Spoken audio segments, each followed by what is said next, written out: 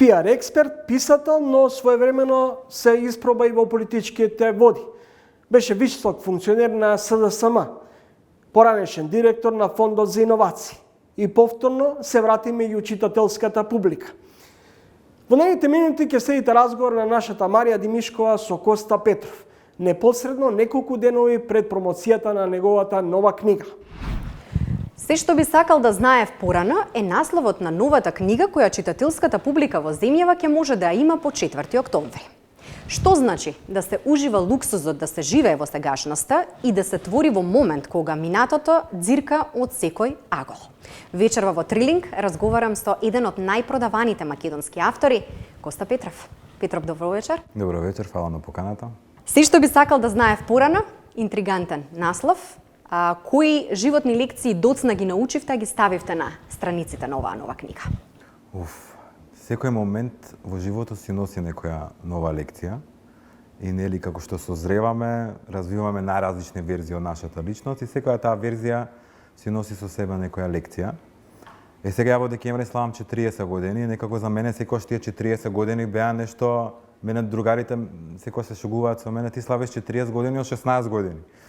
И сега некако така се наоѓам во еден момент во животот кога се најдов во еден момент во животот кога решив да направам еден пресек, да видам кои верувања ќе ги земам со мене понатака, а кои ќе ги оставам, бидејќи некои верувања, иако мислиме дека се наши, не се наши. Наметнати ни се, некои верувања ги носиме со детето во себе, тоа е една тема која што ја покривам во книгата, бидејќи многу касно сватив дека многу од работите што сум ги правел во животот, сум ги правил за детето во мене. Можеби најубавата лекција е да бидеш добар кон себе и да се грижиш кон себе, а се друго ќе се дојде после тоа. Тоа значи дека оваа нова книга е еден подарок за себе за 40-тиот роден ден? Да, ова ми е 6-та книга. Сите претходни 5 книги ми беа посветени некому, оваа си ја посветив себе си. И имам чувство како да ми е прва промоција и прва книга. И што научивте во овие 40 години, Петров? Дека не е себично да се сакаш себе си, дека најпрво треба да бидеш добар кон себе, дека ако не си добар кон себе не можеш да бидеш добар кон никого. И најклише е дека ако не се сакаш себе си, кога ќе се погледнеш во огледало, ако не се сакаш себе си, не можеш вистински да сакаш никого. Нас цел живот не учат како да бидеме добри кон другите, како да менаџираме луѓе, како да менаџираме тимови и така натаму.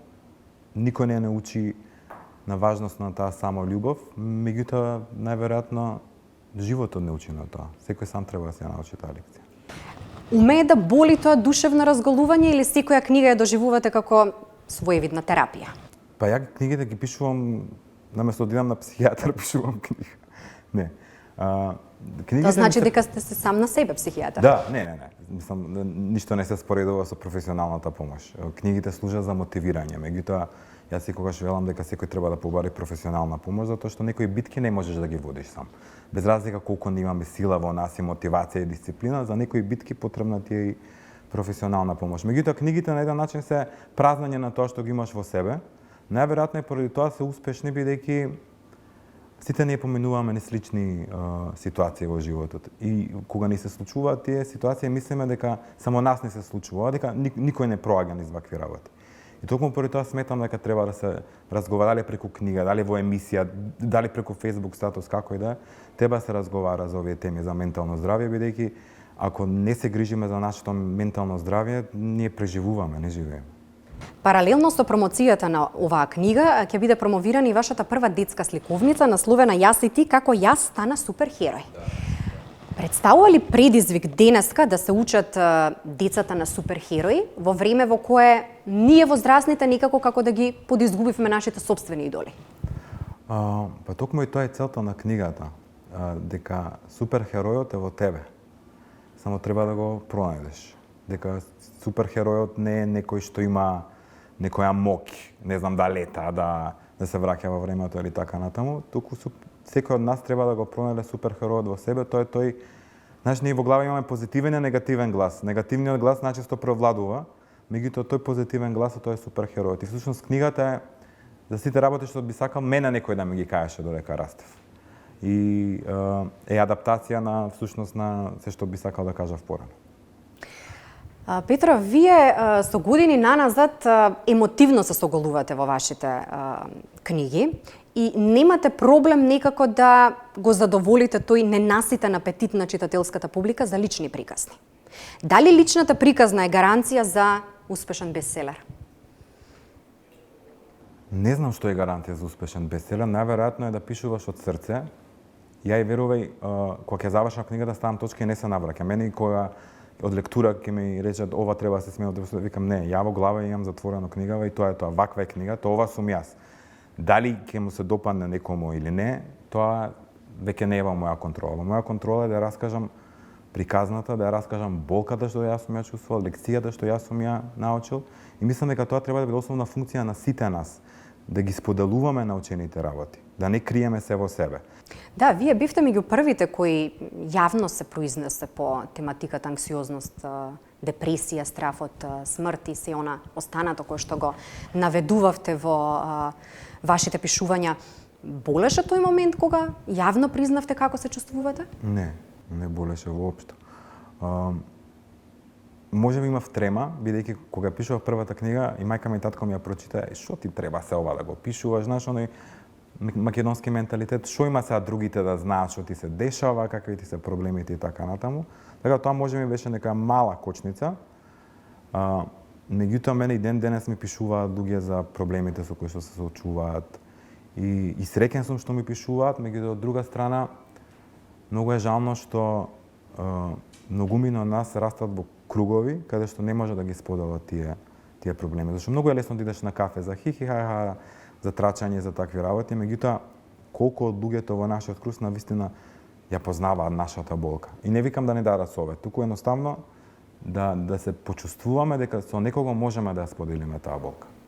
Од досегашното искуство, кој е најголемиот проблем кој што го премолчуваме?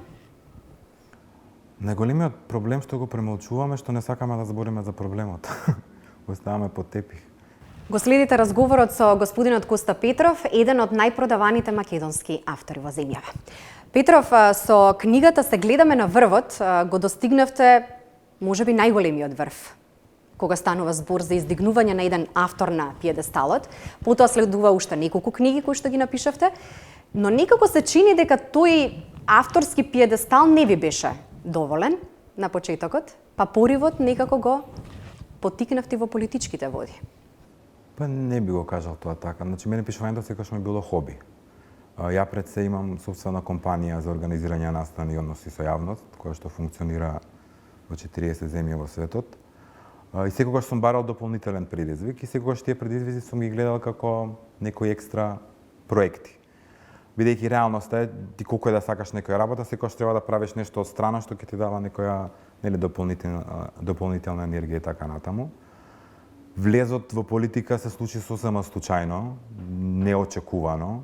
Долго време размислував дали ќе влезам. Што беше круцијално за да донесете таква одлука? Долго размислував да излезам од политика, така да. Не можам да го пронајдам тој Костош каков што бил пред политика, затоа што ми се случиле, нели, одредени ситуации, меѓутоа да. Го делите животот на пред и потоа? Да. Да. Го делам на пред политика и во политика, да. Тоа значи дека не постои ништо што би можело да ве врати назад во политиката? Апсолутно никогаш. А како гледате на моменталното раководство на партијата во која што бевте дел? Немам никакво мислење искрено.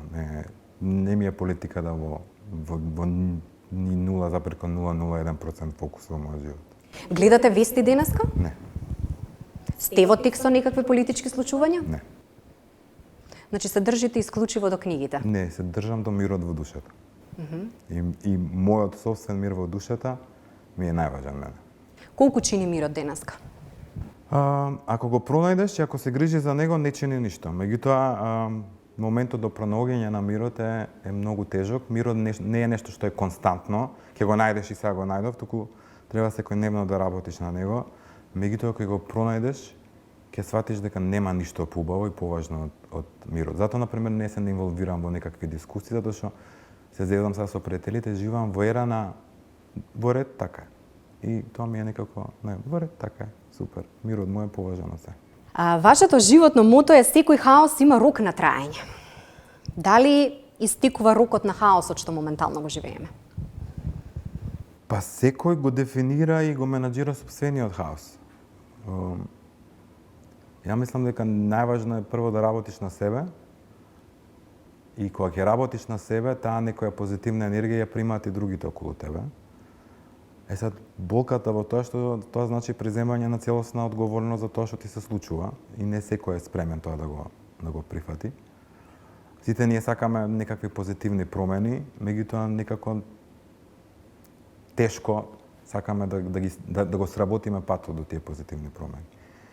Дали тоа значи дека мирно спиете овој период? Да, јас си легнувам во 9 сатот.